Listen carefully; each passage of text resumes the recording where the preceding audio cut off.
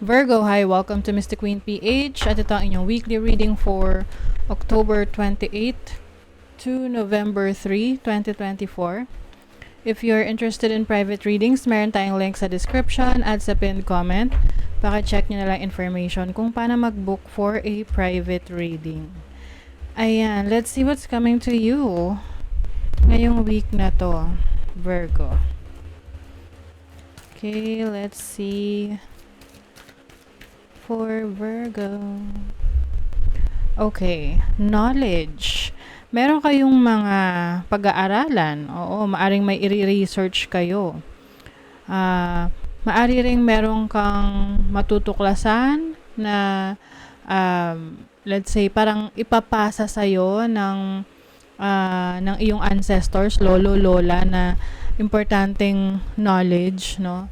Let's say, recipe ng isang masarap na ulam or kung ano mang recipe to na pwede mong pagkakitaan. Oo. Or anything that will add value into your life. Okay?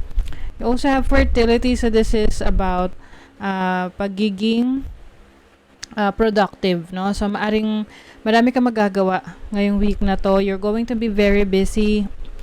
Yung iba sa inyo meron kayong sinisimulan no? Or pwedeng matagal nyo na tong nasimulan, pero ngayong week na to, talagang magiging very busy kayo dahil gusto nyo na ma-launch. So, let's say gusto nyo mag-start ng negosyo. So, you are already learning, studying, researching, at kung ano yung nire-require na kailangan mong gawin, ginagawa mo. So, very prominent ang number 1 or number 10 sa inyo. Baka importanteng numbers yan. And in numerology, that is about new beginnings talaga. Okay? Or leadership role. So, pwedeng meron ding leadership role sa inyo, na-promote kayo. Tapos ngayon, may mga bago kayong inaaral for your new position at marami kayong inaasikaso. Healing. Ayan. So, healing from your past trauma, pwede rin tong physical healing. Kung kayo nagkasakit ng mga nakaraan, uso yung ubo, sipon, at kung ano pang mga viral infections, no? So, you are, this week, focus ka rin sa pag-heal. At, maring ano rin to, healing, hindi lang physically, mentally, emotionally, spiritually. Okay? So, let's see what else, Virgo, for this week. Okay, you have the 9 of Cups. This is happiness. This is wish fulfillment. So, maaring this week, meron kang ma-achieve na goal. Or yung iba sa inyo, meron kayong salo-salo with your friends, family. May malaking event, no, na kung saan you will be meeting, can be new friends, new connections, ganyan. Pwede ring may party sa company ninyo. Oo, uso na ngayon yung mga party, mga pa-year end na kasi, no? Okay, also have the Star. So, this is also healing, focusing on your goals, your dreams. I see you really working so hard, Virgo. Talagang ginagawa mo yung best mo para makita mo yung resulta na gusto mo na mangyari dun sa mga ginagawa mo. Okay? You also have the Knight of Cups. I feel like there is someone na interested sa'yo romantically. So, kung single ka, maaring merong person na nagmamanifest sa'yo. Parang minamanifest ka niya sa buhay niya. Or maaring itong person na to ay gustong mag-sorry. Meron siyang nagawang pagkakamali sa'yo, maaring susuyuin ka ng taong to. This person might want to ask for forgiveness, gustong makipag-ayos. You also have the Wheel of Fortune. So, this is about changes in your life. I see this as a positive change. So, pwedeng may nagbabago sa situation mo sa trabaho, sa business mo, or sa career mo. Or yung mga plano, no? Maaring meron kang plano na plano mo, or parang iba yung plano mo, tapos may nagbago kasi hindi na siya applicable. Alam mo yun? So, sometimes, kailangan nating may baguhin sa ating mga plano para umayon siya doon sa direksyon na gusto nating puntahan. Kumbaga, change of plans. Let's see what else. You have judgment. So, this is rebirth. Part of pagbabago.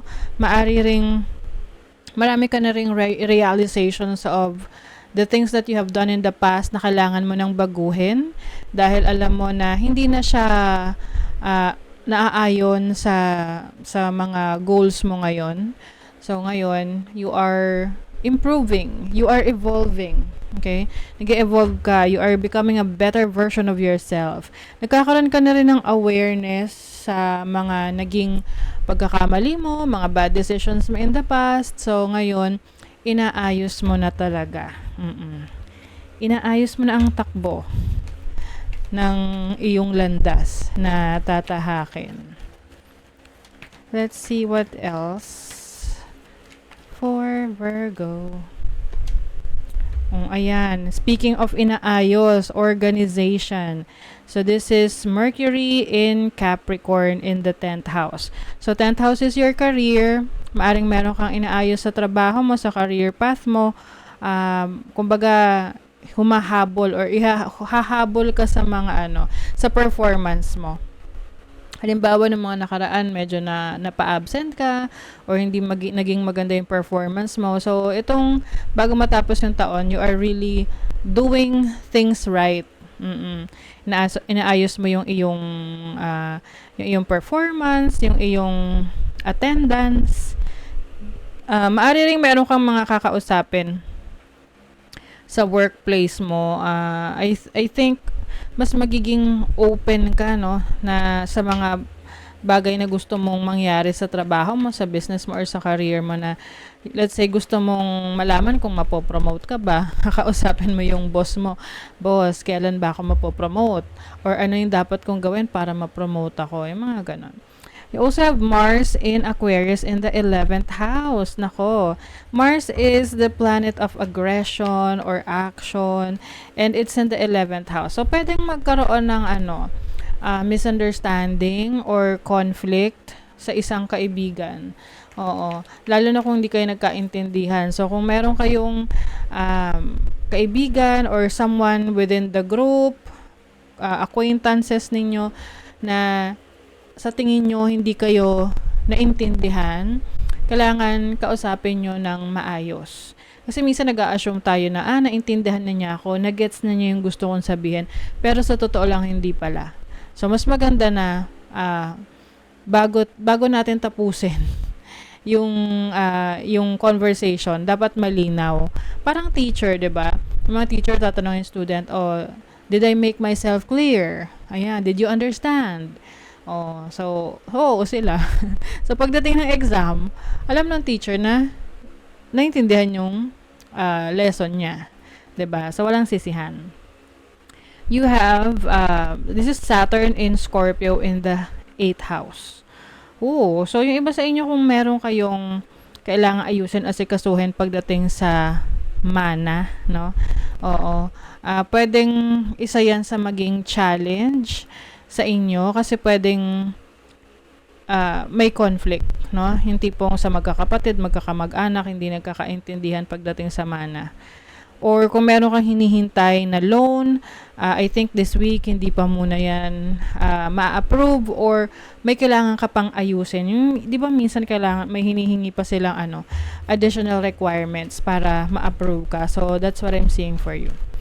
Now, for your money, career, finances, spirit animal. So, in making decisions in your business or career, follow your gut and trust your instinct. So, ngayong week na to, magtitiwala ka sa iyong gut feel, sa iyong instinct, intuition mo. Lalo na kung meron kang major decision na kailangan gawin sa iyong trabaho, sa business, or sa career mo. Sa love life, may nagsustalk sa'yo. Someone is digging about you. This can be a person from the past or someone na interesado sa'yo. Like what I mentioned kanina, merong person na gustong maging close sa'yo romantically, wants to get to know you, kaya siguro ito ay nag-i-stalk sa'yo. Tinitingnan niya ano yung mga ganap sa buhay mo. Pero kung nakalaki yung profile mo, hindi niya makikita. Or pwedeng friend mo na to, no? Na alam niya. Tinitingnan niya yung mga dati mo pang mga activities. So, honor your soul and celebrate its journey. Wow. So, celebration of your journey, kung saan ka talaga, kumbaga, you really have to undergo the process. May mga bagay na hindi tayo dapat madaliin. Mas maganda na yung proseso nung journey na yon ay i-embrace mo kasi dun ka mas matututo eh.